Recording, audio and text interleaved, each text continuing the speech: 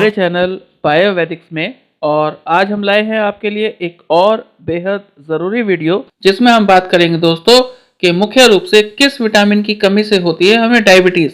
आज हम बात करने वाले हैं विटामिन डी के बारे में और आपको बताएंगे कि इस विटामिन की कमी से डायबिटीज़ होने का खतरा कई गुना ज़्यादा बढ़ जाता है। दोस्तों, आज ही के वीडियो में हम जानेंगे कि क्यों होती है विटामिन डी की कमी और विटामिन डी की कमी के लक्षण क्या हैं और इसके स्रोत क्या हैं। तो दोस्तों, आज दी जाने वाली जानकारी अगर आपको पसंद आए तो प्लीज़ हमें लाइक, शेयर और सब्सक्राइब जरूर कीजिएगा। तो शुरू करते हैं वीडियो। और मैं आपको बताऊं कि डायबिटीज़ के मरीजों के लिए विटामिन डी सबसे ज़रूरी विटामिन माना जाता है। अगर शरीर में विटामिन डी की कमी हो जाती है तो दोस्तों डायबिटीज़ होने का खतरा कई गुना ज़्यादा बढ़ जाता है।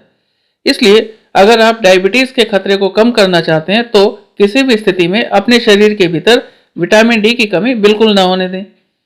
दोस्तों, मैं आपको बताऊं कि टाइप 2 डायबिटीज़ का संबंध सीधे तौर पर कहीं ना कहीं विटामिन डी के साथ है और विटामिन डी की कमी से पैनक्रियाटिक बीटा कोशिकाएं जो हैं वो ठीक ढंग से काम नहीं कर पाती और इंसुलिन का असर कम होने लगता है और कहीं ना कहीं इंसुलिन का रेजिस्टेंस बढ़ने लगता है। इसलिए दोस्तों, आप समझिए कि अगर शरीर में पर्याप्त मात्रा में विटामिन डी रहेगा तो इससे इंसुलिन रेजिस्टेंस कम करने में मदद मिलेगी और दोस्तों शरीर में विटामिन डी की पर्याप्त मात्रा पैनक्रियाज की खराब बीटा कोशिकाओं को ठीक करने में भी सहायता करती है। आप समझिए दोस्तों कि इंसुलिन हार्मोन का उत्पादन और उसका भंडारण यानी स्टोरेज को बढ़ाया जा सकता है विटामिन डी के द्वारा। और दोस्तों, अगर शरीर में विटामिन डी की पर्याप्त मात्रा है तो इससे इंसुलिन का रिलीज यानी इंसुलिन सिक्रेशन भी बेहतर ढंग से होता है। एक बात और समझिए दोस्तों कि शुरुआत में विटामिन डी की कमी से शरीर में ब्लड ग्लूकोज का लेवल धीरे धीरे बढ़ता है और यही स्थिति प्री डायबिटिक स्थिति कहलाती है। और अगर इसी स्टेज में आप विटामिन डी की कमी को पूरा कर ले तो कहीं ना कहीं हम प्री डायबिटिक कंडीशन में ही डायबिटीज से मुक्त हो सकते हैं और डायबिटीज होने से पहले ही पूरी तरह से ठीक हो सकते हैं। तो किसी भी स्थिति में अपने भीतर विटामिन डी की कमी को नजरअंदाज ना करें। दोस्तों, यहाँ हमें समझना पड़ेगा कि विटामिन डी की कमी के लक्षण क्या हैं, यानी हमें कैसे पता चलेगा कि हमारे भीतर विटामिन डी की कमी है। तो इसके मुख्य लक्षणों में हड्डियों में लगातार दर्द रहता है दोस्तों, और हम कहीं ना कहीं बार बार बीमार पड़ते हैं। सामान्य तौर पर थकान महसूस होना और चेहरे और हाथों पर झुर्रियां पड़ना भी विटामिन डी की कमी का एक लक्षण है। फिर समझिए दोस्तों कि अगर आपको दिन में ज्यादा नींद आती है तो ये भी विटामिन डी की कमी का लक्षण है। अगर आपका कोलेस्ट्रॉल बढ़ा हुआ है या फिर आपका ब्लड प्रेशर अनियंत्रित रहता है तो ये भी विटामिन डी की कमी का लक्षण माना जाता है। अब जान लेते हैं दोस्तों कि विटामिन डी की कमी होती क्यों है, यानी विटामिन डी की कमी के मुख्य कारण क्या हैं।